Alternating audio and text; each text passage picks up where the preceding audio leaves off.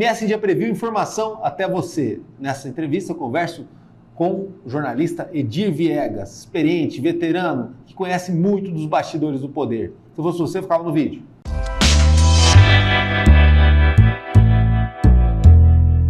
Seja bem-vindo.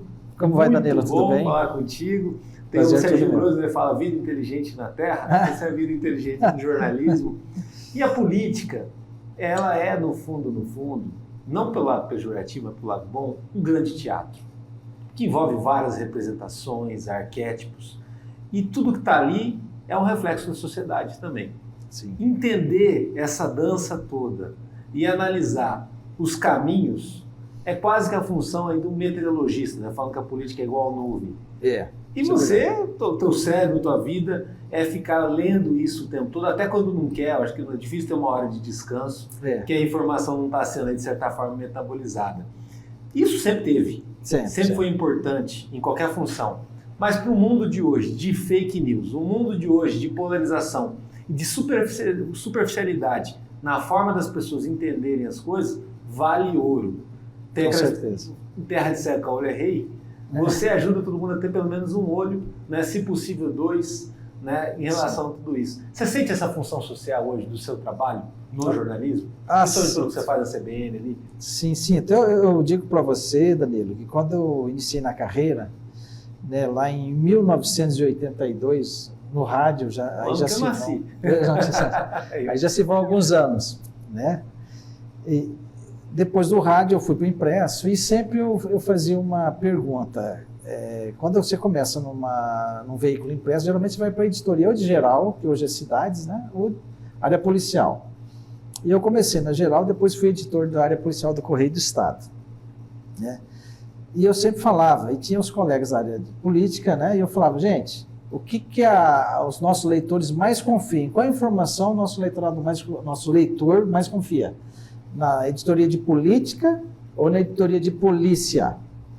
E vencia lá na frente a de polícia. Sim. Porque a de polícia você... Fato concreto. Fato concreto, você pega um boletim de ocorrência, né, um processo, um inquérito, né, apesar de estar ainda ali abrindo o contraditório, mas você tem uma coisa mais palpável. E a política, ela vive disso, de muita conjectura, análise de cenários. Não, lembrando, você está falando ali da década de 80, para o público que está vendo a gente hoje, não tem a noção disso. Por exemplo, você tem hoje o Campo Grande News, que é muito forte, né? Talvez o veículo mais capilarizado do Mato Grosso do Sul, Mídia Max também junto ali.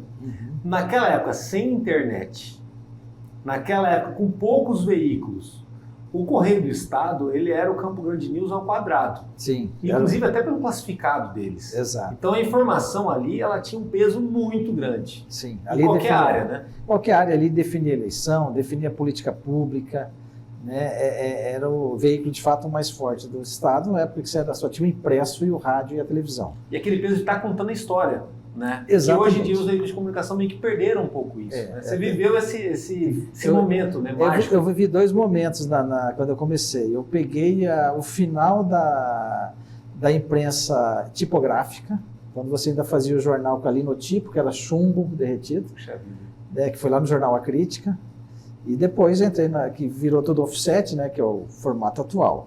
Né? E a gente vai acompanhando. Depois veio os primeiros passos aí da internet, o Campo Grande News pioneiro nessa fase. Aí ajudei o Naegeli a montar o Mídia Max, ficamos lá várias madrugadas ali trabalhando. Que é um trabalho muito bonito ali, né? Porque não foi da noite para o dia que ele conseguiu polarizar com o Campo Grande News. Né? Não. Aqueles anos que ele demora para surgir, custou muito ali para poder ali, em determinado momento, emparelhar. Exato. Nas minhas contas, é na eleição de 2010, né? Exatamente. Ele consegue ali botar um pau a pau ali. Ele fez um diferencial nessa questão da cobertura política, né? Então, sim, mais aguerrido, mais aguerrido. Hoje você ainda tem essa característica do Mídia Max, né? Que ele, numa decisão de eleição, ele pesa muito. Isso é, sem dúvida, não tem a menor dúvida, pelo jornalismo que eles fazem, o incisivo, né? Aquilo de estar sempre ali, batendo naquela tecla, não que seja repetitivo, mas sempre em cima de um fato novo, mas rememorando todo o contexto. Agora, assim, se a imprensa, ela se perdeu nesse andamento da história, com tantas novidades, tecnologias e tendências, A política também, né? Porque um fator que conta muito é a identidade. Sim. Né? E a gente veio de uma época no Estado onde os políticos tinham uma identidade muito clara. E hoje todo mundo parece a mesma coisa. Você pode ter um lado, né? Não só um lado, mas você saber quem é quem. Sim. E como é cada um. Né? Até para se descrever, porque isso na linguagem do povão facilita no boca a boca. Sim. E tudo mais. Hoje está tudo muito misturado e assim, isso reflete nas políticas públicas, reflete na letargia para as coisas acontecerem, reflete na letargia para os problemas serem bem discutidos, né? E o jornalismo não conseguindo também fazer um contraponto a isso, porque também o jornalismo, hoje você tem menos potência do que antes, né? Sim. Não tem aquela oposição que você falava assim, jornalismo, o papel do jornalismo é oposição. Atrapalha bastante, né? Porque, olha, Campo Grande está 10 anos parado no tempo, você está ali fazendo junto na CBN uma Sim. sabatina com os pré-candidatos, é difícil extrair alguma coisa diferente, alguma coisa de encantar os olhos, né? Com certeza. De todos. Com certeza. É você tirar leite de pedra. Algum outro até consegue, mas são picos bem discretos, né? Exatamente. É porque você... O que eu falo? A gente vai voltar só um pouquinho para a gente falar desse papel da imprensa, que eu acho que é importante. Né? Essa, entre aspas, derrocada da imprensa em função das redes sociais, grupo de WhatsApp, né? Foi um mal necessário, vamos dizer assim. Eu vejo isso como um mal necessário que aconteceu, porque hoje a imprensa ela tem credibilidade para te passar a informação correta.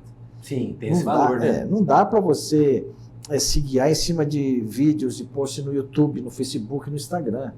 Né? Ainda acaba sendo a imprensa tradicional, a que checa, né? Que se não checar não é imprensa, Sim. Aí é blog, depoimento... Veículo de informação. De informação, né?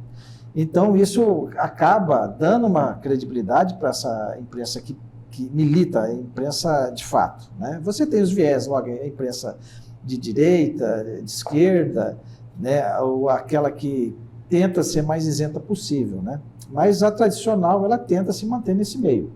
Né? Quando há algum direcionamento para lá ou para cá, é meio que disfarçado.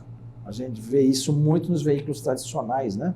TV Globo, CNN, né? Ainda tenta disfarçar um pouquinho. Só que hoje tem a imprensa também extremamente engajada. Né? O ICL, por exemplo, que são as novas alternativas de informação, mas também sempre com o pé no princípio da verdade, o que é o que não é. Né? Que isso é o básico. A base de realidade. Né? A base da realidade. Agora, se você tem uma formação de esquerda, de centro, de direita, que seja, aí você vai ter a condição ou não a capacidade de avaliar aquilo, de aceitar ou não aquela informação e entendê-la como razoável, pelo menos. Né? Enfim, é isso aí. E aí, falando agora dos políticos, essa sabatina que a gente está fazendo lá, é difícil extrair. Né? Apesar de todos eles estarem diariamente, diuturnamente na mídia, entregando alguma coisa através das redes sociais. Não na mídia, nas redes sociais. Só que quando você vai fazer o apanhado disso, aí que você sente a falta de conteúdo, de consistência. Uma verticalidade maior. Né? Exatamente. Então pode citar aí como exemplo, André Putinelli. Ele está ainda rememorando o que ele fez em Campo Grande há 20, 25 anos. Né? O jovem, naquela época que estava com 10 anos, nem não lembra de nada do que ele fez, lembra de alguns fatos negativos. O Brasil não era penta. Exatamente. O último grande pico do Putinelli, o Brasil nem tinha 5 títulos mundiais. Mas olha só, essa conta eu nunca tinha feito, inclusive. Aí você pega outro, a Rose. A Rose também já está há anos aí na batida que você vai conversar com a Rose. É o que ela já fez no governo do Estado, como deputada federal, que também não se extrai muita coisa. Né? E o grande pico dela é no período como vice-governadora, que já está completando 8 anos da despedida daquela fase. Né? Exatamente. Aí ela teve um caminho meio tortuoso, vamos dizer assim, está no centro, depois vai para a extrema-direita, agora volta para o centro-esquerda. E os outros são novatos, que também o novato, você não tem ainda, vamos botar um hit, não emplacou nenhum hit ainda. Né? Aí você vai só na questão ideológica. Você tem o campo da esquerda, Camila Jari, que você avalia o trabalho dela como vereadora. Nós estamos fazendo esse levantamento muito curto, o espaço, 2 anos de mandato, quase nada, e entrando para 2 anos de mandato como deputada federal. Também não tem nada. O Rafael Tavares, acho que um ano de deputado como deputado, sobra só os projetos que ele apresentou, maioria com viés de extrema-direita, de costume, essas coisas. As indicações, que é um trabalho de quase de um vereador. Exato, é um vereador. Exato, indicações eu falo, é trabalho de vereador. né? E sobra o que para você levar para a população? Aí tem a prefeita. Aí a prefeita também, bom, ela foi vice de um cara que ficou muito tempo, então, a presença da imagem do Marquinhos ainda é muito viva na administração dela, não conseguiu desgarrar disso. Aí ela também tem só 2 anos de mandato. Você poderia dizer que ela seria um outsider na política, chegou agora, mas não, ela já está junto com o Marquinhos nos 4, 6 anos do Marquinhos e 2 anos do Marquinhos. Até que se ela reelege agora, ela passa a ser a figura na história de Campo Grande que ficou mais tempo no Paço Municipal. Pois é, exatamente. Ela passa a ser recordista, caso complete o mandato que vai vir. Mas se você for olhar na lupa, é 2 anos de realização que não coube muita coisa. Tanto é que a grande realização é o Hospital Municipal, que ainda vai acontecer lá em 2025. Né? Se você for fazer um balanço, Danilo, não tem realização nenhuma. Sim. Porque você pega a questão fiscal do município... Desfocada, né? Totalmente perdido, né? O Campo Grande está no Serasa. O município de Campo Grande está no Serasa. Você pega a questão das obras paralisadas, você pega a questão da educação, com essa última questão do concurso público aí, que ela fez o concurso para 323 vagas, tendo um déficit de 3.300 professores. A infraestrutura da cidade, zeladoria urbana, né? Os problemas sociais dos... Porque saúde é o grande gargalo. Por exemplo, às vezes, hoje em dia está na moda, né, a imprensa mais nichada, né, que ela acaba se associando a um grupo político ou outro, mas o verdadeiro partido do jornalista é a manchete. Né? Sim. Porque na hora do vamos ver, você viveu até muito melhor que eu a experiência de redação, conta muito a hierarquia de conteúdo. Quer dizer, aquele conteúdo que ele vai ser o puxador de audiência, de alguma coisa, e se ele não aparecer, está todo mundo lascado, vem a bronca, vem a pressão, vem tudo mais. Quando se recebe alguém assim, se espera que dali saia uma manchete, que dali saia alguma coisa diferente, não só nesse caso da Sabatina, que foi uma coisa gloriosa, inaugurou a pré-campanha em Campo Grande, mas em qualquer movimentação deles, porque eles simbolizam talvez uma esperança de um orçamento de 6,4, 5 bi. É muita coisa frente a uma cidade que ela estagnou no tempo nos últimos 10 anos. 10 anos que a polarização avançou, e essa conversa ideológica sobrepôs a qualquer questão propositiva, ainda mais em 2020, foi gritante. Foi terrível. Né? Tem um momento, você consegue vislumbrar como analista, como comentarista, algum momento que a gente saia um pouco disso, visto que quem apostou na polarização foi muito bem votado em 2022, né? Mas agora, nessa eleição, conta muito a placa da rua que quebrou, que ninguém consertou, o asfalto, o terreno baldio, a perspectiva. E isso tem que ser discutido. Até porque a política, diferente da época dos anos 80 e 90, que você viu bem ali de perto, ela é hoje muito maior em área de extensão, em quantidade de cabos eleitorais e tudo mais. Só que ela é muito pior em engajamento. Né? Hoje você tem muitos cabos eleitorais trabalham na prefeitura de Campo Grande, em alguma função aleatória e tudo mais. Todo mundo tem muito cabo eleitoral. Eu estimo aí que vão botar em Mato Grosso do Sul, você deva ter aí umas 80 mil pessoas vivendo da política com a política. Só que eles não conseguem convencer, às vezes, outros 1 milhão ali que ficam fora disso e que antigamente eram facilmente envolvidos numa estratégia. Que são pessoas... Até que o Zeca lá atrás conseguiu, né, ir para essa área cinza e englobar e aumentar a quantidade de votos dele, né, e se tornar governador, mesmo sendo lá de trás. Exatamente. É que esse 1 milhão aí, esse hipotético 1 milhão, ele está querendo resultado. Quem vive da política pela política, não, está querendo resultado eleitoral. Né? Mas veja que você tocou num ponto que é muito interessante, que é essa questão da polarização. Que eu nem digo muito que seja uma polarização, eu vejo mais como radicalismo de extrema-direita. Porque se você fizer voltar no tempo um pouco, Danilo, você tem as regras do jogo no Brasil. Que é as instituições, as leis, a Constituição. Tá? Todo aquele imbróglio que resultou na cassação da Dilma, né, em que pese o fato que da esquerda dizer que foi golpe, não foi golpe, o comportamento do Sérgio Moro, do Deltan Dallagnol, fato é que o Lula foi preso, ficou preso mais de 580 dias, ficou preso, não fugiu, não foi pernoitar em embaixada. Não só ele, muita gente ficou, o Zé Dirceu também ficou. E foram presos. Sim. Foram presos e só saíram mediante a deliberação do judiciário. Essa é a lei do meu país, eu vou cumpri-la. Né? Então veja que é uma situação diferente. Avançamos aí no final do governo Bolsonaro, você vê aquela balbúrdia, acampamento em frente ao quartel, radicalização, invasão lá da Praça dos Três Poderes e vai. E essa radicalização continua nesses movimentos aí na Paulista, e agora esse no Rio de Janeiro, e a gente vê os candidatos disputando a tapa, o apoio do Bolsonaro, o Tavares, agora a Adriane Lopes, né, todo mundo disputando isso. Mas o que eu percebo, e conversamos já com algumas pessoas, que está tendo uma visão semelhante. Esse radicalismo de direita está cansando. O hiperengajamento, que os analistas falam. Né? Já está ficando cansativo. E você tem mensurar isso em cima dos resultados desses últimos movimentos do Bolsonaro. Na Paulista você tinha lá, não sei quantos mil, era 130, eu não lembro quanto que a USP fez o cálculo. Mas já essa no Rio de Janeiro foi 32 mil pessoas, foram muito pouco com relação à Paulista e infinitamente menor do que naquele 7 de setembro, lá de 2022. O João Mirbet, uma vez, ele disse que a política brasileira vivia de ciclos de cada 6 anos. O que é interessante, porque os mandatos são 4, antigamente eram 5, e 6 anos caberia ali uma certa fase, muito baseada na questão econômica.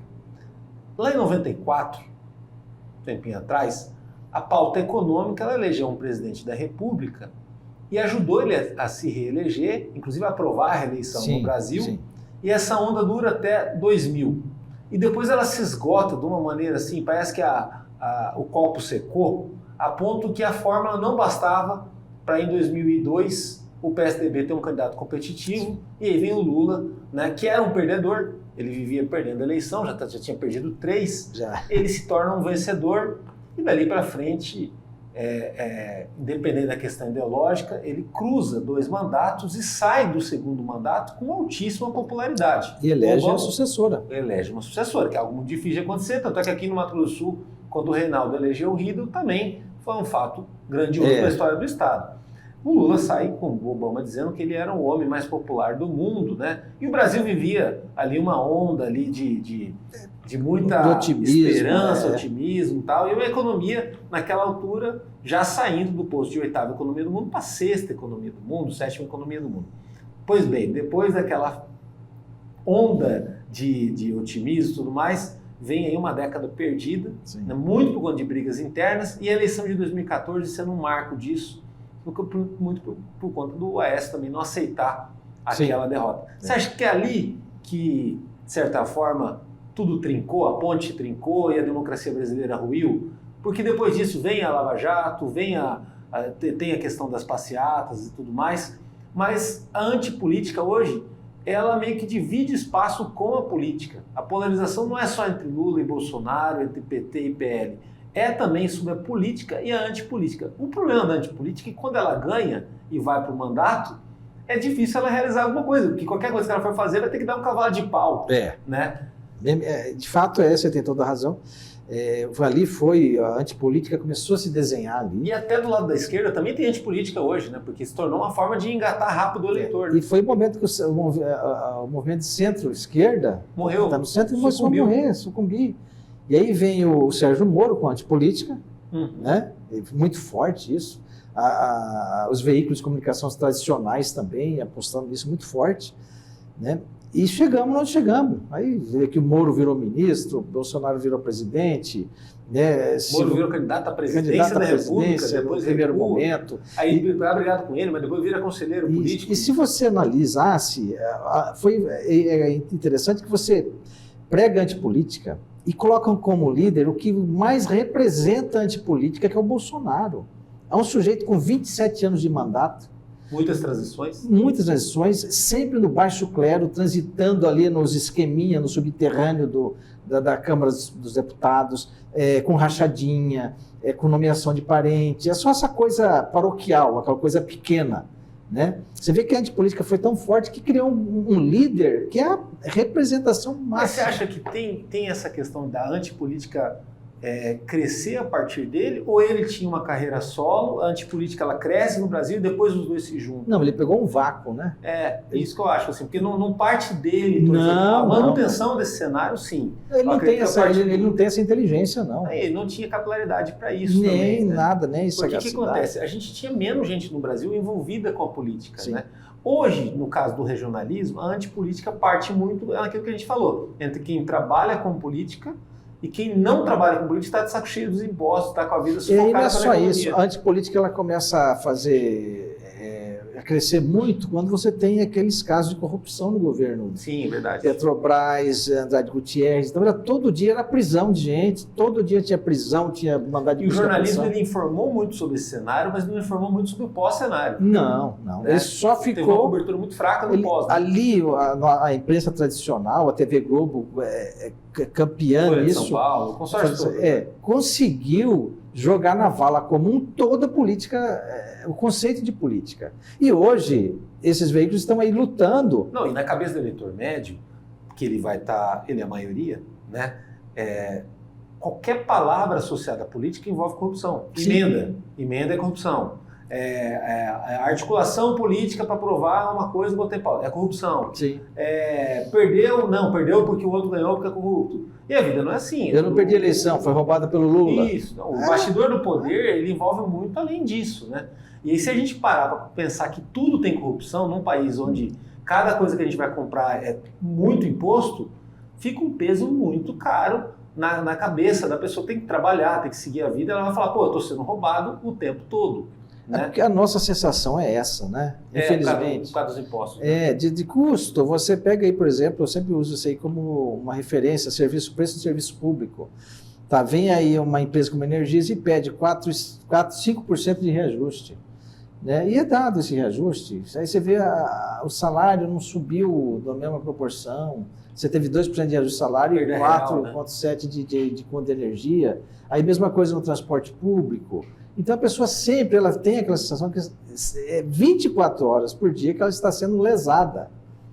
Agora, essa disparidade de discrepância entre classes sociais e realidades no Brasil é um assunto que deveria ser mais tratado. Não só por questão de política e ideologia, mas de uma reflexão mesmo existencial. Para que a população, a sociedade tem que se amadurecer, né? Amadurecer tem também, discutir. Né? Aquela coisa desde o Gilberto Freire, né? Casa Grande, Senzala lá atrás. Mas tudo é educação, né, Dani? Tudo é educação. Você deu um editorial recentemente, brilhante, falando da questão do judiciário, da PEC lá do quinquênio, né? Explicando o quanto que isso é problemático para a realidade do Brasil, um país onde todo mundo, 40% das pessoas do Mato Grosso do Sul tem dificuldade para comer, né? E aí você tem uma casta com muitos privilégios, não que não mereça, mas assim, até que ponto isso é excessivo ou não. Na realidade, privilégio, ninguém merece nenhum privilégio. Não, a Constituição não prega isso. Né? Não, muito menos para quem está no serviço público. Sim. Porque serviço público ele é uma opção que você faz.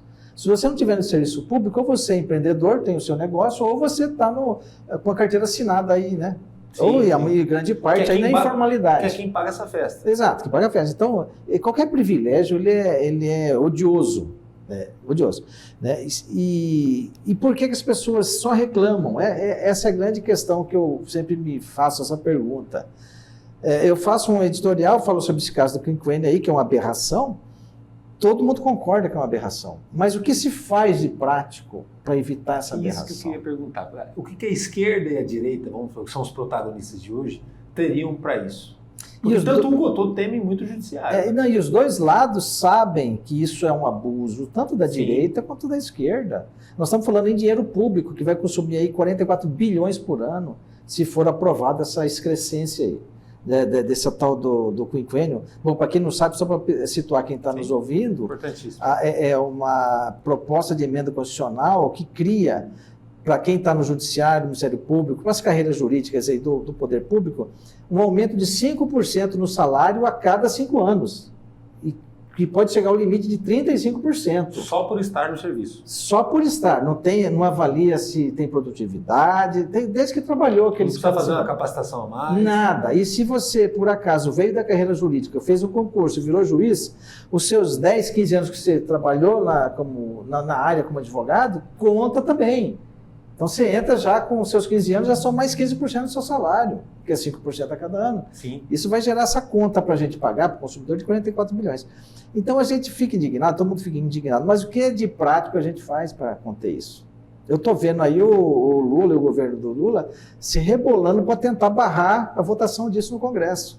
Só que aí ninguém vai para Paulista, ninguém vai para a praia de Copacabana. Para lidar com essa conta. Isso, para cobrar isso. Para falar, peraí, gente, isso aí é um assalto. Vocês estão tungando o bolso do contribuinte brasileiro de novo. para manter essa casta aí do serviço público, só que ninguém faz. Esse é o grande problema de você... E o judiciário tem um aspecto, ele não precisa de voto para estar lá, só que tem o poder da caneta é muito grande. É muito mais do que do político até. E que intimida a classe política, ainda mais uma classe política em guerra, não, onde toda hora tem rabo baixa preso. Isso, e tem baixas toda hora. E o problema da nossa classe política é que grande parte tem um rabo preso. Né? Depende do judiciário para não ser preso, para não perder o mandato, porque fez coisas erradas, a gente sabe como é que é isso.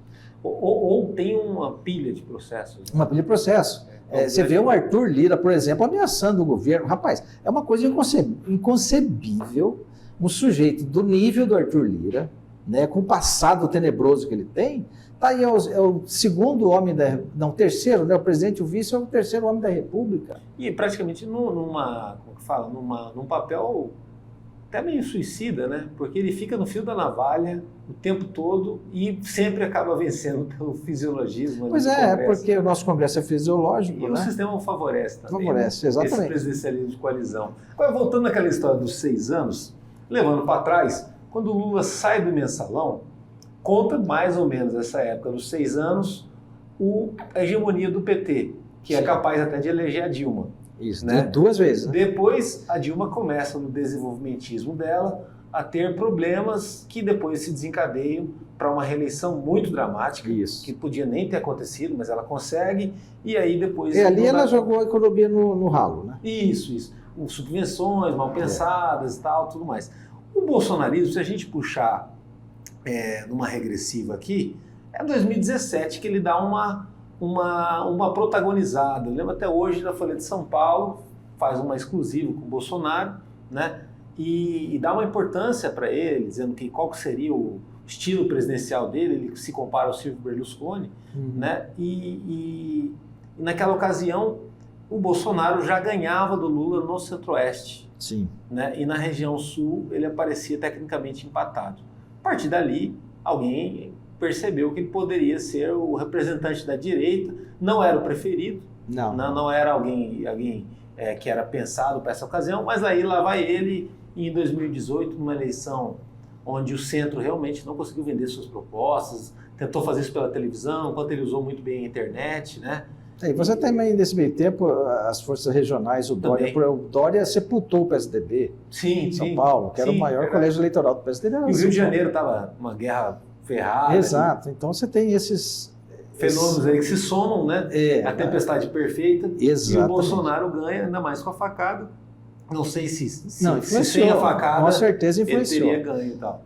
Você acha que hoje a gente está caminhando talvez para um momento limite, aí a corda está esticando, para essa tendência política, que ela vai ter que talvez se reinventar até 2026. Não chega até lá, né? Não chega. Eu acho que já está... a população está cansada já. Eu penso que começa a cansar, inclusive a própria direita, a extrema-direita.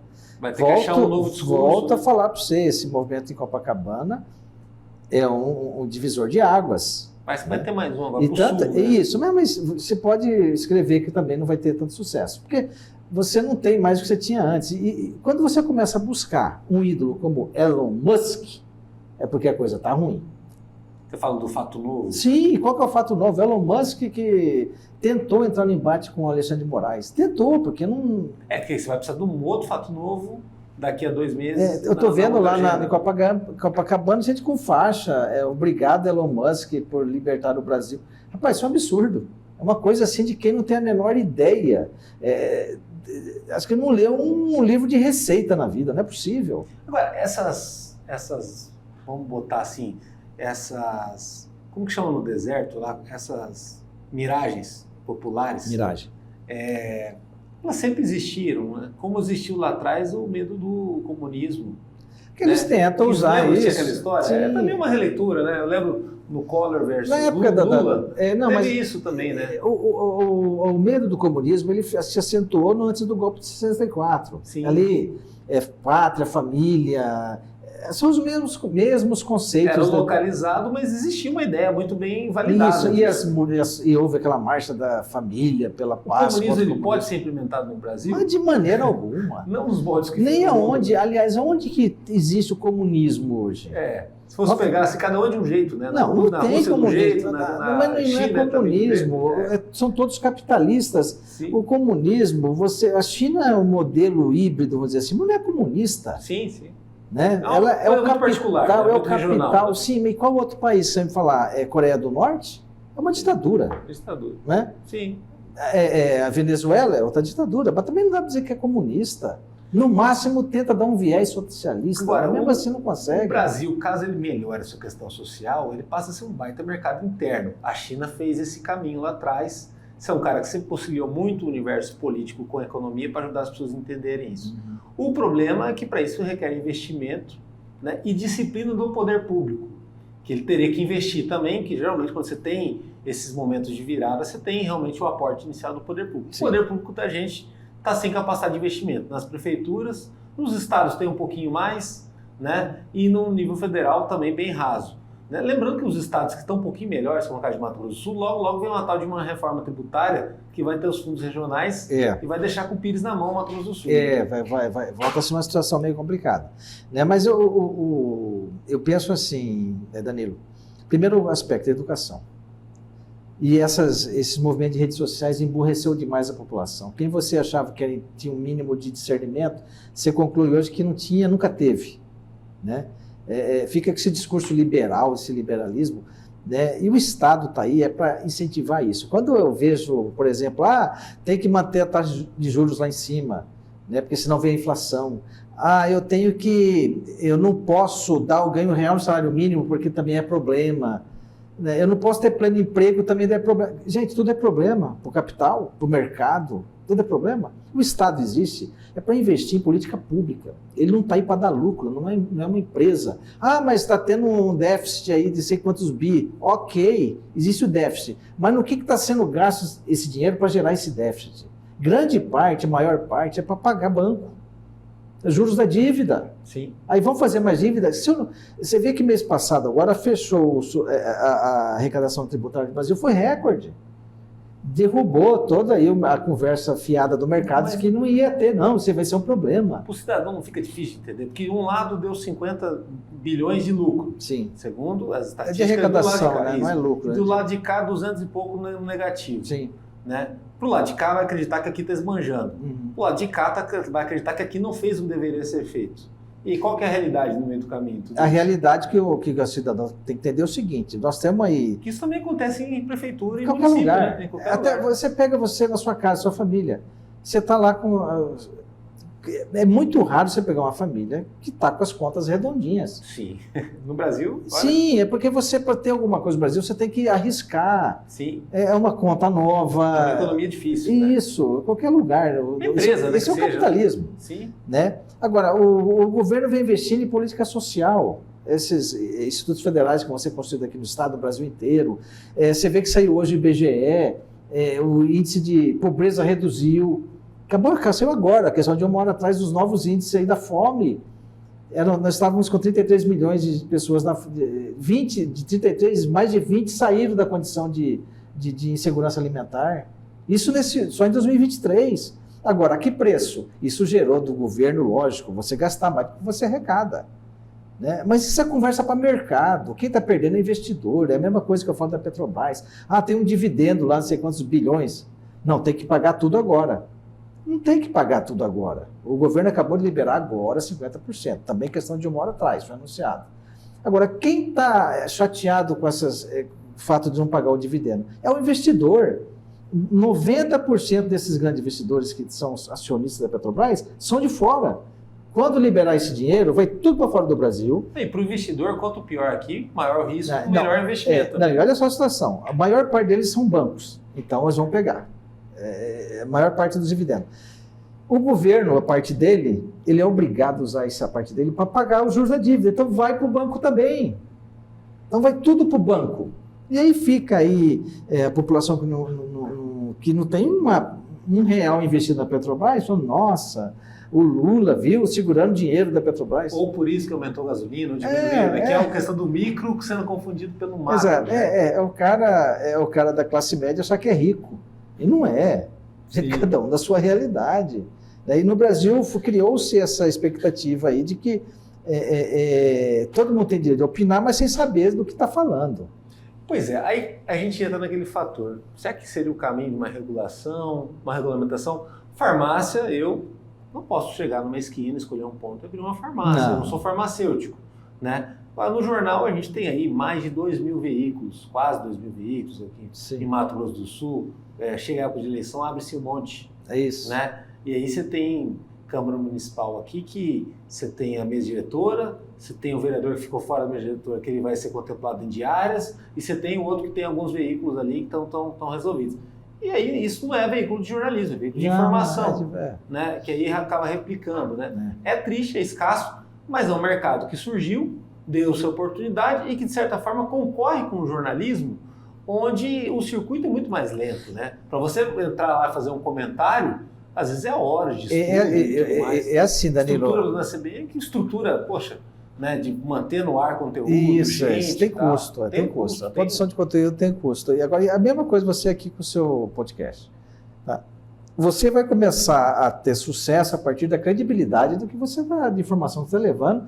As pessoas que você entrevista. Demora exatamente, também. Demora. Né? Isso não tem dúvida. Agora, o que cresce rápido é a desinformação. E essa tem uma indústria por trás disso? As redes sociais ajudam, os grupos de mensagem, WhatsApp, Telegram. Então, tem sim que regulamentar. Eu sou 100% favorável à regulamentação de rede social.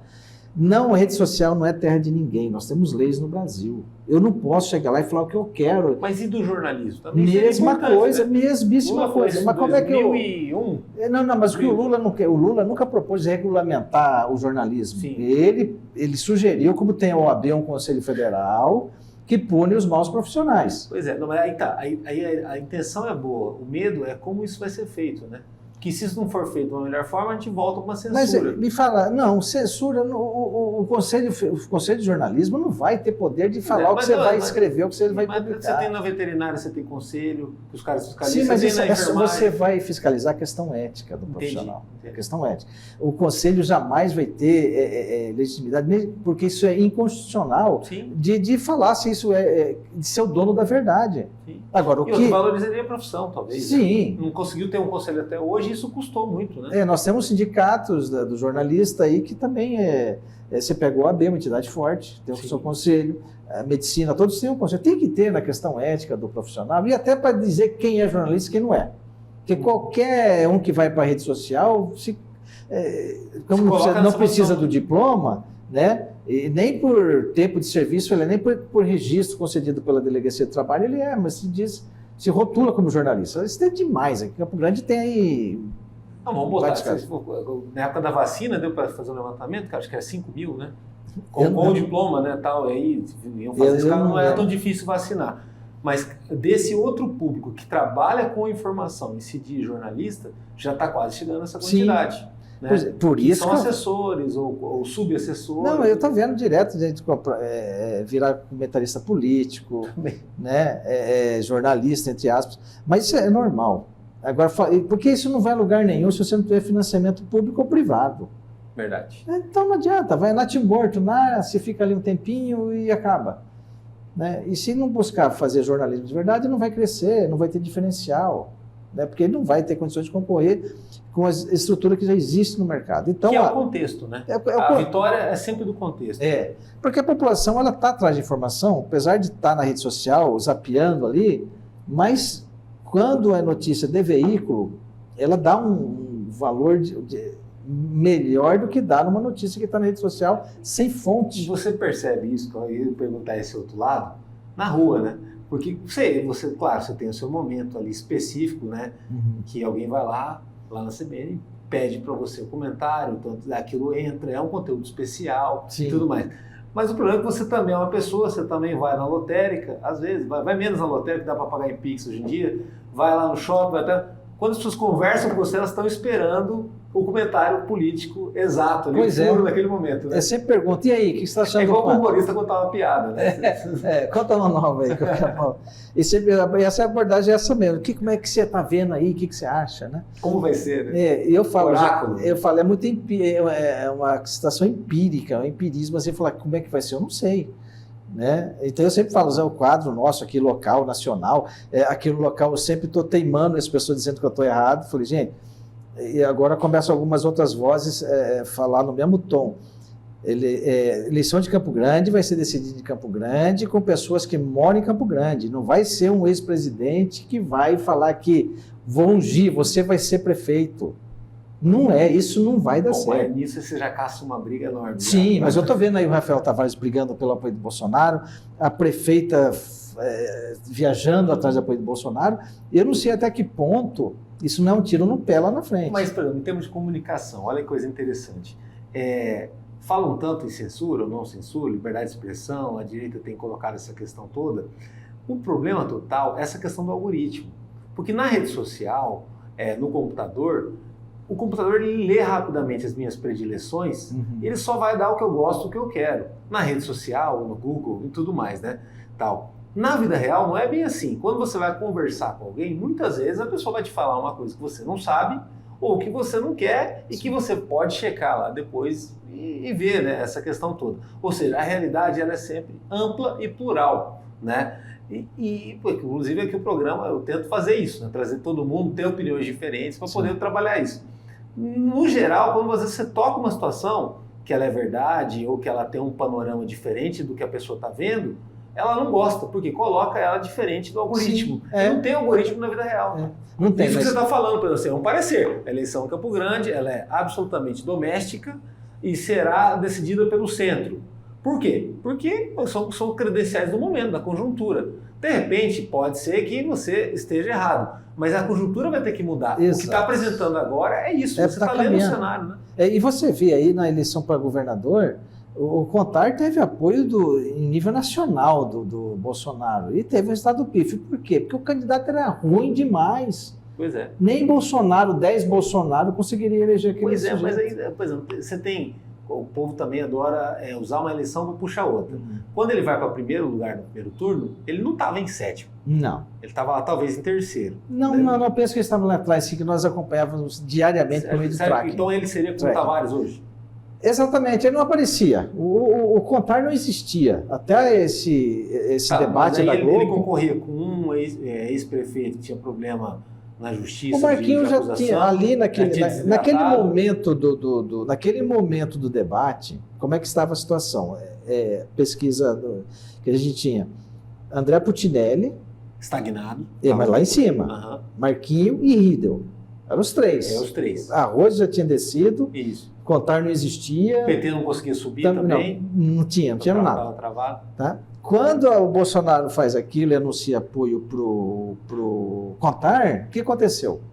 Contar dispara. Você acha que ele ganhou mais de 2 dígitos naquela Ganhou. Rapaz, de dia, você vê o tracking é diário. O que é o tracking? O tracking é a ferramenta que você liga para um determinado número de eleitores para medir diariamente. Quando o Bolsonaro fala aquilo, disparou, o André foi lá para baixo, a Rose sumiu, o Marquinho virou pó. Ficou o Contar, o Riedel e o Contar. E por que ficaram Riedel e Contar? Porque o que virou a disputa naquele momento? Quem era mais e quem era menos bolsonarista? Porque o Riedel, desde o primeiro dia, não sou apoio ao Bolsonaro. O debate é isso. Há muito pelo Bolsonaro ser candidato a presidente da República está em perigo. Sim. Esse é o lance. Mas não é. Ali você tinha assim, um peso muito forte do bolsonarismo nessa eleição. Foi forte. Sim, e o Bolsonaro estava em perigo, não podia perder. Exatamente. Tinha um oponente que dava trabalho. Mas você tinha essa situação. Tanto o Riedel é bolsonarista quanto o Contar. No final, a população ficou disputando quem era mais ou menos. Para azar do Contar, não sei se azar também, isso é regra do jogo, ele foi extremamente... simplório no debate. O rapaz não tem preparo para nada. Mas o formato do debate não favorece o bolsonarismo também, né? A não ser que o candidato seja muito bom no media training para dar respostas curtas, mas como o formato daquele debate da Globo, se você dá a resposta curta, você fica acumulando muito tempo, né? De qualquer forma, não teria jeito, ele teria que espelhar também e dar a resposta no mesmo patamar do... Pois é, mas ali você tinha um problema, você tinha um candidato extremamente preparado, que é o Eduardo Rida, e um candidato extremamente despreparado, que era o Contar. Sim, da questão do repertório. O Contar, só fazer ele era, parece que, presidente da Comissão de Orçamento da Assembleia. E ele não sabia qual era o valor do orçamento anual do Estado. Você não lembra que ele tem uma pergunta lá que falou que ia gastar sei quantos bilhões para fazer a regionalização da saúde? Bilhões, ele falou em 17 bilhões. E não era, eram 600 milhões, alguma coisa assim. Então ele não tinha a menor noção de grandeza de números. Mas, como eu falei lá no começo, né, a política é um teatro, ela é simbologia e tudo mais. Aquele momento do caderninho, você acha que é ali que o golpe entra? Isso virou um meme, né? Isso depois ele potencializa. O debate tem essa situação. O pós-debate... Que alguma coisa sai dali. Nem todos assistem tudo aquilo. Só que você cria... até fora do contexto da edição, algumas situações, algumas que existiram e algumas que não existiram. A do caderninho existiu, só que ficou muito mal, virou meme. E ali, eu vou falar, ali ficou claro que o Contar não tinha a menor condição de gerenciamento. E as pessoas veem isso. O cidadão vê, cara, eu vou botar um sujeito desse que não sabe fazer conta de adição e subtração? Não vou. Para tocar um orçamento de 14 bilhões... Não dá, a mesma coisa Campo Grande, é um orçamento de quase 7 bilhões. Rapaz, nós temos que pensar muito bem, porque se manter esse projeto que está aí, 7 bilhões não vai dar. Agora, o caso Contar, né? Por exemplo, assim, ele foi um político no começo, né, em 2018, naquele formato que os britânicos falam do grassroots, raiz de grama, né? Que ele aperta a mão de um por um, decora o nome das pessoas, e aí ele vai costurando aliados, e aí a partir no limite físico, ele chega a um patamar. Esse patamar dele multiplicou por 2 com a facada e ia também assumindo uma certa liderança em relação à direita naquela altura do campeonato. Sim. Quer dizer, aliados dele disparam... Ele não foi em debate, você lembra? Não, em 2018 na candidatura a deputado estadual. Ah, deputado. Ah, você falando do Contar. Isso. Ah, tá. Aí, 4 anos depois, ele é candidato de majoritária, espelhando aquela estratégia grassroots de também visitar todos os lugares, apertar a mão, decorar nome, aí redecorar nome, ou ter interlocutor direto, assim, para com uma pessoa ele chegar até o eleitor e tudo mais. Chega um dado momento que toda aquela estrutura ela chegou ao limite, né? Porque ela precisava de um discurso de massa, um discurso que chegasse a algo maior, que aí a economia ela pode dar isso, a análise orçamentária, a política mais densa e tal, que faltava para ele essa questão, porque não tinha como a gente falar de grandes desafios para o Estado, principalmente do rumo do futuro. Tal. Hoje em dia, de novo, a gente vai ter nas 79 cidades, possivelmente, candidaturas na mesma linha. Né? Alguém tentando ser mais propositivo, alguém na linha do Bolsonaro, alguém na linha do Lula, que o PT precisa também recuperar as suas prefeituras, que um dia ele já teve, ou ter pelo menos 2, 3 prefeituras. O PT não tem nenhuma no Estado. O PT tem um candidato e o PL também não tem. O PL tem uma de alguém que não é bolsonarista. Sim. O PL existe hoje por causa do fundo partidário, né, Danilo? Vamos falar o português claro. Né? Senão nem existiria esse partido. Você fala da capilarização dele? Né? Exatamente. É o Valdemar da Costa Neto, que é um empresário do setor partidário. Aí, vamos dizer a regra a franquia, né? Sim, e a regra do jogo, porque o que acontece? Depois do bom resultado que eles tiveram em 2022, se credenciam para ir para a eleição regional. Tal. No interior, você acha que, de certa forma, a economia está melhor no interior do que na capital? Esse lado propositivo pode pesar um pouquinho mais? Olha, pesa, mas a diferença... Pois uma cidade como Porto não tinha. Ela está olhando para o futuro dela. Sim. Né? O cara passa a ver obra e tal. Eles não vão se ligar tanto em ideologia. Não vai, por isso que eu falo. Esse modelo, para mim, acho que já exauriu. A influência bolsonaro. Você pesquisa onde? São Paulo e Rio de Janeiro, você deve ter visto, né? Eu não tenho os números, saiu São Paulo e Rio de Janeiro. O bolsonarismo de São Paulo não está liderando. Lá é o reduto do Lula. Na hora que o Lula entrar na campanha muda, você tem lá o Boulos, né? Boulos e a outra menina lá, qual é o nome dela? Tabata. A esquerda que está subindo. O centro e a esquerda de São Paulo. Mas São Paulo é bem específico. Sim, Rio de Janeiro está a mesma coisa.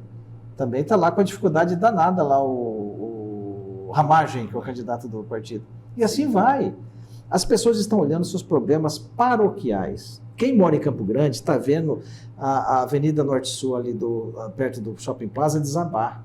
Norte-Sul Plaza desabando. Quem mora em Campo Grande está vendo as ruas esburacadas. Quem mora em Campo Grande está vendo as enchentes. O Reviva que já está tudo detonado. Mora em Campo Grande, vê o centro da cidade abandonado. Então essas questões. A saúde, um caos, o transporte público, uma desgraça. Então não adianta o Bolsonaro falar, não, eu quero que vote na Adriane, eu quero que vote no Rafael Tavares.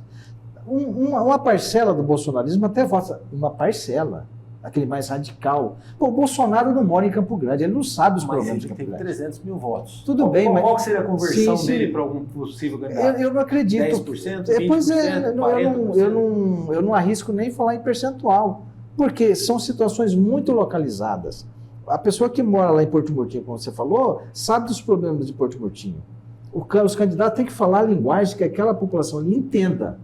O que é a linguagem que a população entende? Olha, ali perto do frigorífico tal, na casa da Dona Maria, na casa do Sr. Joaquim, que ali nós vamos botar 10 semáforos lá, vamos botar quebra-mola em frente à escola fulana de tal. Isso o cara entende. Agora, eu tenho apoio do Bolsonaro. Tá, Bolsonaro é o quê? O que eu ganho na minha cidade de você ter o apoio do Bolsonaro? Que é, no caso, a pauta anticorrupção, né? Não, mas não é. Para tentar recuperar a capacidade de investimento. Mas aí são fases, né? Mas você falar em Bolsonaro como pauta anticorrupção é contar piada, né? Sim. Porque, pelo amor de Deus. Mas o bolsonarista Sim, mas isso é por radical, porque tem bolsonarista que já entendeu qual que é a pegada. Que o cara não é nem bolsonarista, ele é de direita, é um liberal. Sim. Né? Mas o que tinha era o Bolsonaro, o que tem até porque também é complicado essa situação, né? De, às vezes, para uma determinada coisa, você tem determinadas vertentes, né? São várias vertentes. Como na esquerda, você também tem vertentes diferentes. E até nas convenções dos partidos de esquerda, o pau fecha. Né? Que muitas vezes é de porta fechada ali também que a coisa acontece, né? E essa eleição, assim como foi um tempo atrás agora a última eleição para o PT, né? Uma chance do tudo ou nada. Para o centro, acho que essa eleição é o tudo ou nada, né? O centro ele vem apanhando aí faz um bom tempo e ele, inclusive, ainda tem a maior parte das prefeituras no Brasil, né? Eu acho que o PSD hoje está na frente, mas ele precisa reconstruir esse caminho de conexão também com as pessoas, né? Essa conexão do que é o poder público. Para que ele serve? Para que serve um mandato de vereador? Para que serve os secretários e tudo mais? Porque senão, se o poder público, a gente pensar que ele não existe, que ele não serve, vai ficar muito complicado, que os gargalos eles só aumentam. A pandemia foi muito isso. Né? Logo que sai da pandemia, a gente veio com uma conta grande social para poder resolver, e além disso, uma conta de investimentos também. Né? Campo Grande hoje, quantas obras paradas tem?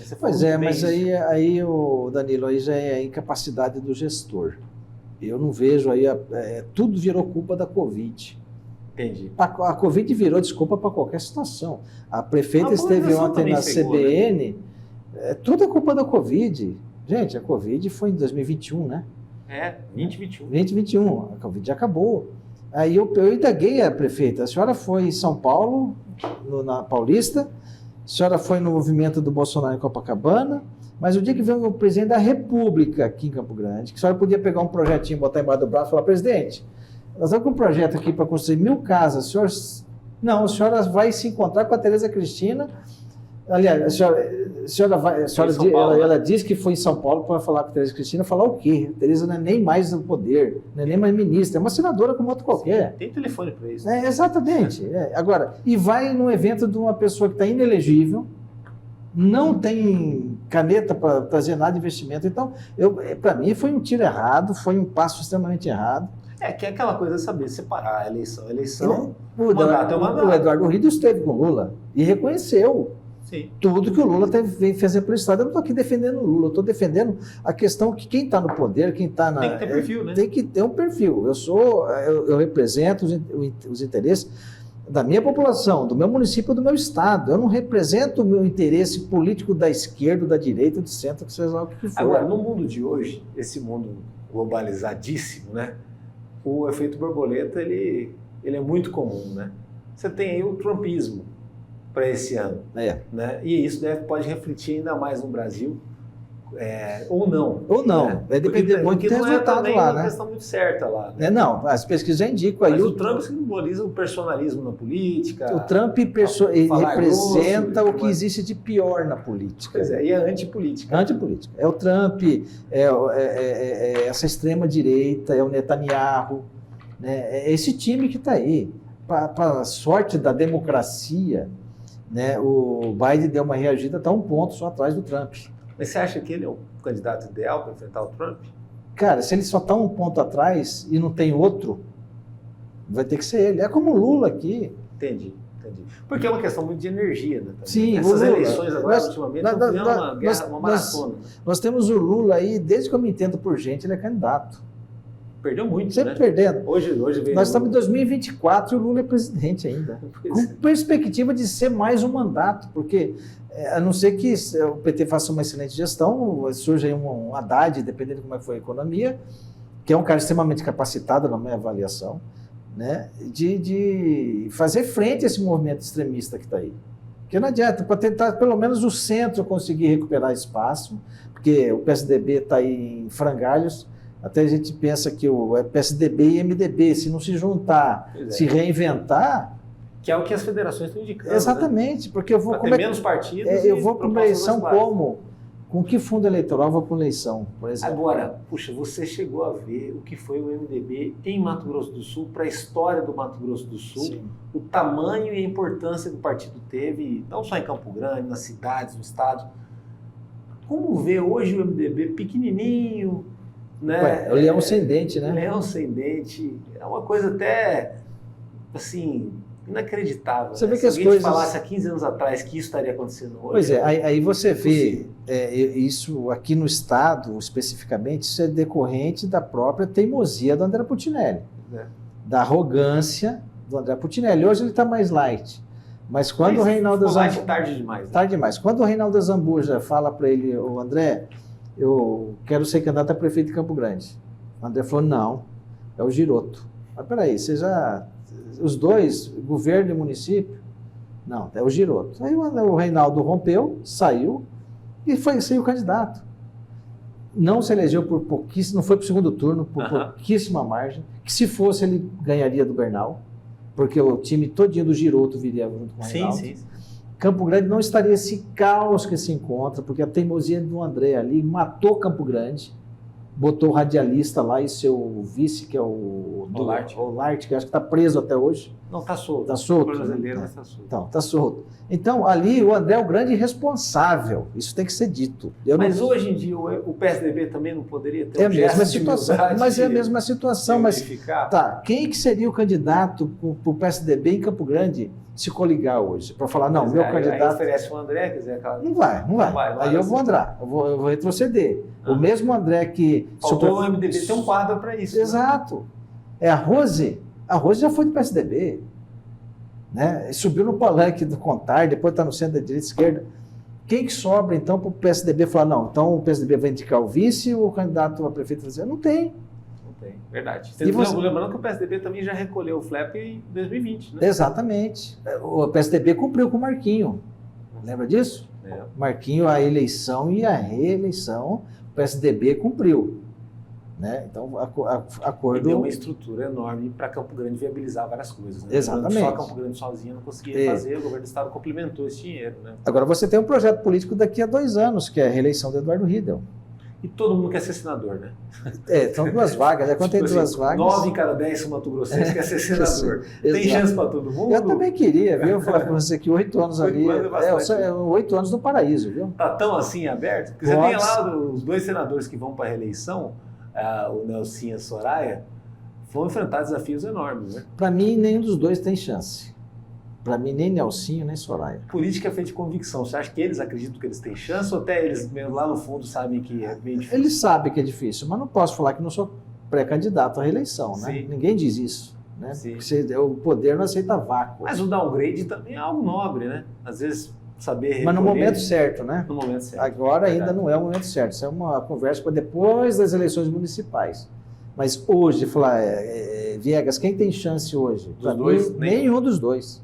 E aí, falam Reinaldo deva vir aí para Sim, é o projeto. O PSDB já conseguiu fazer o Lúdio lá atrás, né? Sim. A Marisa, e o PSDB vem com uma estrutura muito grande. Senador. Não, e vem com uma estrutura muito grande, né? Sim. Acho que são 61 prefeitos que estão... 51. 51. Mas tem muitos aliados de outros partidos, né? Exato. Então vem muito forte. Também. A segunda vaga que é a incógnita, que a maioria das pessoas com quem eu converso dizem que é do Vander, né? Mas a ver, né? Porque... ou pode ser da polarização, né? Se a coisa manter aquecida, aí você tem lá Vander versus alguém porque da polarização. o que a esquerda está buscando, e é legítimo, é aumentar, dar uma mexida no poder de força no Congresso Nacional. Sim. Que hoje ali que está sendo decidido tudo, gente. Ali que quando você fala assim, o liberal não quer que o Estado gaste mais do que arrecada. Beleza. Mas como é que eu não gasto mais do que arrecado com um Congresso venal como esse que está aí? Com um sujeito como o Arthur Lira comandando a massa. Mas não seria melhor de caminhar para o parlamentarismo? Nós já estamos, né? É um parlamentarismo orçamentário. Sim, mas oficializar melhor isso aí, porque é muito ruim do jeito que está. Mas mais que orçamento impositivo também. Mas não é nem momento de discutir isso. Eu não vejo clima, não vejo momento. Quando você está numa situação de calmaria institucional, é uma situação. Nós não estamos. Você falou, o próprio Lula ele admite, né? Falou, não é ele que precisa de mim, eu preciso dele. Ele falou, até conversar com o Lira, né? O Lira não ameaçou instalar CPIs? Instalar CPIs. Rapaz, é que tem ainda a reforma tributária aí para terminar de votar, que hoje foram mandados lá 15 itens da cesta básica, vai ter mais imposto, vai zerar arroz, feijão, né? Então vai baixar o preço do alimento. Aí o Lira, eu vou criar 5 CPIs, que é o que ele pode criar. Aí você vai ver as CPIs que o Lira pode criar, porque você tem que respeitar a fila. Uma é para investigar abuso de poder por parte do ministro do STF. O Sérgio de Moraes já foi lá no gabinete do Lira, você deve ter acompanhado, e falou, inconstitucional, está invadindo o Ceará de outro poder, sim. Baixa a bola. Pronto, o Lira já baixou a bola, essa não pode. Só que ela está na fila, eu não posso colocar outra, se não colocar essa. Aí a outra é para investigar as empresas de energia elétrica, abuso ao Código do Consumidor, que não tem nada a ver com a pauta do governo. A outra, se eu me recordo aqui, é para violência contra a criança, também não é pauta do governo. Tem ligação para o Tratado de Segurança, mas não é a pauta do governo. Outra é a questão do uso de crack, aumento do uso de crack, também não é pauta do governo, é da sociedade. Então o Lira chegou no momento que ele não tem arma na mão. Como é que eu vou fazer? Na CPI não dá mais, ele viu que foi tiro na água. Aí nós vamos então para a regulamentação da reforma. Hoje, a parte da oposição ao governo é muito do que foi o Centrão lá atrás, né? É o Centrão e o bolsonarismo. Isso, o Centrão assim, hoje é reposicionado. Né? Mas aí só para terminar esse raciocínio. Aí vai essa... Você não tem debate no Congresso? Não tem. Isso eu quero chegar. Hoje você tem um quebra-pau. Mas o final disso. Então o Lira, quando ele viu que não tinha jeito com as CPIs, né, que... Olha lá quantos que liberou de emenda anteontem. Só olha lá, 5 bi e pouco, podendo chegar a 10 bi. Então... O Lira chantageou, o Lula cedeu e agora vai aprovar as pautas que tem que aprovar da reforma. É assim que funciona o Brasil. É um chantagista sentado na cadeira de presidente da Câmara. E o Legislativo conseguindo provar a sua força na marra, né? Não é força, isso é chantagem. Porque não enxerga se a pauta é positiva para o Brasil, enxerga se a pauta é positiva para os nossos interesses paroquiais. Ano eleitoral, a emenda tem que chegar na base. Porque senão eu não consigo fazer voto. Eu preciso eleger prefeito e vereador. Agora, tinha que ser tudo uma eleição só, né? Porque esse fato de você ter eleição para prefeito no meio, muitos deputados federais virem... É porque você acaba uma eleição já pensando na próxima. Esse é o grande problema. Atrapalha muito, né? Você tinha que ter um mandato de 5 anos unificado, né? Porque, vou falar aqui para um executivo 4 anos, eu acho que é pouco. É pouco para fazer, mas é muito quando o cara é incompetente. É porque você pega o primeiro ano de herança. Né? O problema é esse. É muito para quem quer fazer, mas é pouco para quem sabe fazer e quer fazer. É muito quando o cara é incompetente. Aí você, em vez de aguentar o cara 4 anos, ele vai ficar 5 anos dando trabalho. Mas amadurece a disputa, a discussão. Porque a gente não pode ficar a cada 2 anos parando o país para fazer eleição. Na realidade, o que acontece é isso. A gente sabe o custo de uma eleição é muito alto. Agora, você falou no começo lá do impresso, né, no começo da sua carreira, hoje você está no rádio, e o rádio é um pouco TV também. O rádio ele se reinventou, né, ao longo dessas mudanças todas aí, o impresso não vai conseguir a mesma situação? Você acha que ainda tem uma saída? Lembrando que o impresso já foi muito forte, né? Muito forte. Hoje, as revistas e tudo mais. Os impressos, a maioria migrou para o eletrônico também, porque não tem como fazer, né? O eletrônico é o mar aberto, né? Exato. Só que você tem algumas situações aí também, que eu acho que é um problema. Hoje você tem o Globo, por exemplo, a maioria do conteúdo é para assinante. Sim. A Folha de São Paulo também. Aí você tem os abertos, que é o UOL. O paywall não deu certo no Brasil, né? Não deu. Agora você pega o UOL, por exemplo, que é o maior site do país, é aberto. E lá ele tem matéria da Folha, do Estadão, de todo mundo, do Globo. Ele compra esse conteúdo e coloca disponibilizado para todo mundo. Mas o caminho é esse. O veículo, a não ser que você seja assinante de um nicho específico, por exemplo, vou assinar a Bloomberg, porque é noticiário econômico. Você trabalha com isso? É diferente. Ou um canal rural aí, não sei se tem uma revista rural, que eu sou do agro e tal. Agora, o resto, que é aquela informação que a população consome todo dia, se você não abrir, não lê. Por isso que o UOL... utilidade pública. Por isso que o UOL é hoje essa potência. Está aí associado com vários sites regionais. Por causa disso, você pega o conteúdo do UOL, ele é aberto. Raramente tem conteúdo exclusivo para assinante. E mesmo quando também, tem conteúdo para assinante, você tem ferramenta que quebra aquele bloqueio. Verdade. Você lê de graça.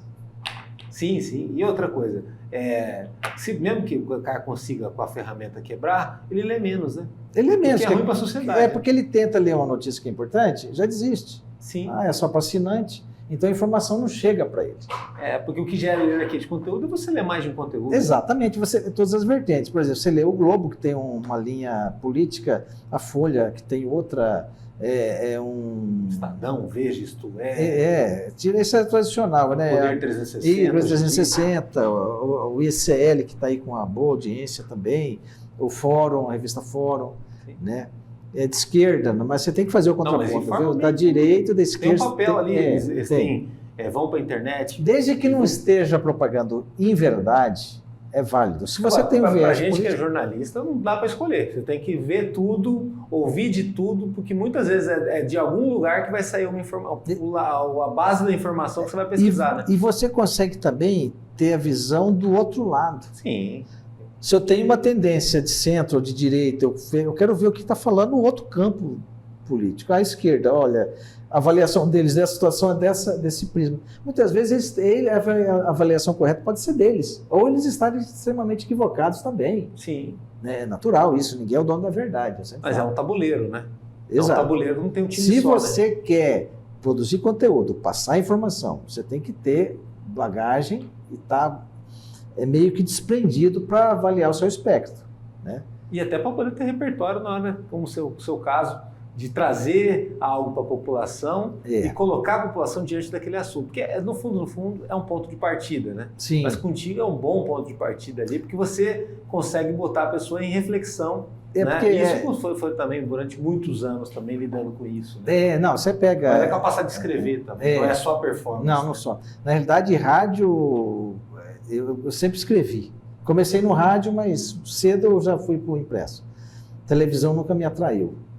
A rádio foi recente, eu comecei na CBN como colunista em 2022, março de 2022. Vai para 2 anos, né? 22, 23, 24. Foi para 2 anos agora. Na realidade, assim, uma coisa sem... Falar de... A ideia inicial é o seguinte, qual que é a pauta da CBN do dia? A CBN hoje vai falar sobre posto de saúde e tal. É um editorial, né? Eu só vou comentar a notícia. Sim. Só que a notícia. Mas só que aí você fica naquele tanto assunto. E aí teve uma eleição que surgiu na época, esse problema do Marquinhos Trade aí de crime sexual. Falei, não, isso aqui tem que ser a exaustão. Isso aqui tem que ser acompanhado da exaustão. E eu fui muito contundente nas minhas afirmações com relação a esse envolvimento do prefeito com essas 16 vítimas aí de assédio, de estupro. Evidente que hoje são 3 ou 4 vítimas que continuam no processo porque os outros crimes prescreveram. Não é porque ele foi absolvido. Ele foi inocente. Não foi, prescreveu. Perdeu-se o tempo dele ser processado por esses crimes. Então, é um absurdo, eu como jornalista, Na época, muitas pessoas, alguns mais, você pega muito no pé do Marquinho. Não é questão de pegar no pé do Marquinho, eu pego no pé do homem público. Igual a história foi do Cuca, né? O treinador lá que foi assumir o Corinthians, aí veio aquela discussão toda. Agora ele foi de novo assumir o Atlético Paranaense, mas antes foi cogitado em outros times. Isso veio a discussão, também foi um crime que prescreveu lá naquele caso, né? E várias versões da mesma situação, tudo mais. Mas assim, não dá para tratar como um assunto normal. Não, não é. Pesadíssimo. Como é que eu posso admitir que um prefeito, no exercício do mandato, usa o seu gabinete para seduzir as meninas que procuram emprego, negociar, trocar sexo por emprego, por cargo? Isso é um absurdo, né? Então não dá. Se um cara desse, eu sempre falo, eu vejo assim o poder. Tem 2 momentos na minha vida que eu me orgulho como profissional de imprensa. Uma, evitar a eleição do juiz Odilon de Oliveira, do ex-juiz. O ex-juiz Odilon de Oliveira, ele, amigo de casa de uísque, esse que faleceu lá, preso em Mossoró, que o filho, Jamil Nami. Sim. Jamil Nami, liderando milícia junto com o filho, aquela coisa toda, faleceu na cadeia, teve Covid, me parece, e o filho está preso agora também, com série de crimes. E amigo íntimo do Dr. Odilon. Se o Odilon vira governador, vamos imaginar como é que estaria a segurança pública do nosso estado? Então, aquela situação foi um debate bem acalorado na pré-campanha. Mas não chegou a esse nível de discussão. Mas, rapaz, eu sei, eu moro nesse estado, eu tenho filhos e netos aqui. Eu tenho que trabalhar para que isso aqui dê certo. Se eu tiver um bandido no entorno, influenciando, isso não é um estado que vai ter segurança. Não vai ter segurança pública, porque como é que eu posso, uma turma da milícia, mandando na polícia? Então, me orgulho daquela eleição, eu muito contribuí, trabalhei. E outra, é um estado que está crescendo. Está crescendo. A gente vai ter problema de Rio de Janeiro, estado de fronteira. Paulo, o PCC está passando a fronteira ali, quem manda hoje é o PCC. Então tem que ter gente séria na segurança, senão isso aqui vai virar banditismo.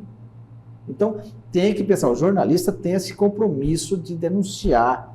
O Odilon é corrupto? Não estamos falando isso, estamos falando o entorno dele é que era problema. Especificamente esse pessoal aí. E no caso do Marquinhos, você acha que também ali tem uma função social de você o Marquinhos, vou colocar a minha situação. Vamos imaginar que ele tem, de 3 vítimas, subiu para 16. Espontâneas, essas outras 13 que apareceram. Depois dessas 3. Imagina ele chefe da polícia, governador de estado. Quem investiga crime de estupro? Pois é. É a polícia estadual, é a polícia civil, que é subordinada ao governador. Agora, se ele é um cara que assedia, se ele é um cara que pratica estupro, qual o interesse dele em combater isso? Então, eu sempre falo que a gente tem que chegar lá na frente. Não é olhar só o momento. O Marquinho. E outra coisa também, que não deve nunca as pessoas ir por esse lado. O discurso messiânico.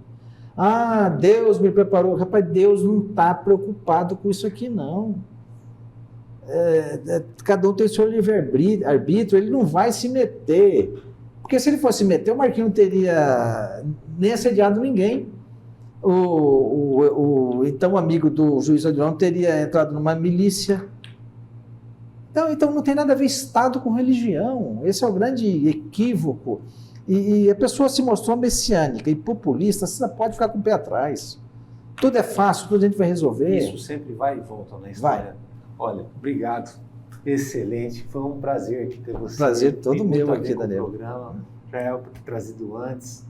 Mas a gente vai lutando com a agenda e lutando para manter o MS em dia, independente dos desafios. Foi muito bom trazer aqui para a gente poder falar disso, né? Que isso acho que é a verdadeira liberdade de expressão. Exato, porque se você não falar mentira, aqui nós estamos expressando opiniões. Sim. Eu não expressei uma opinião aqui que vai dar aso para qualquer ação de quem quer que seja. Sim. Você trouxe contexto, né, para muitas coisas, né? Então, e essa que é a função da análise, e é para isso que a gente existe, né? É exato. Que a gente está no mercado. Senão seríamos o quê? Dentista, odontólogos, nós estaríamos aqui, né? o veterinário, tocava com outra coisa. Obrigado. É isso aí, eu que agradeço, Danilo. Um forte abraço a você e a sua audiência aqui no MS em Dia. E acompanhe o nosso trabalho no www.msdia.com.br, lá no YouTube tem os cortes, as entrevistas completas, também muita coisa no Instagram, no Facebook do MS em Dia. Até a próxima.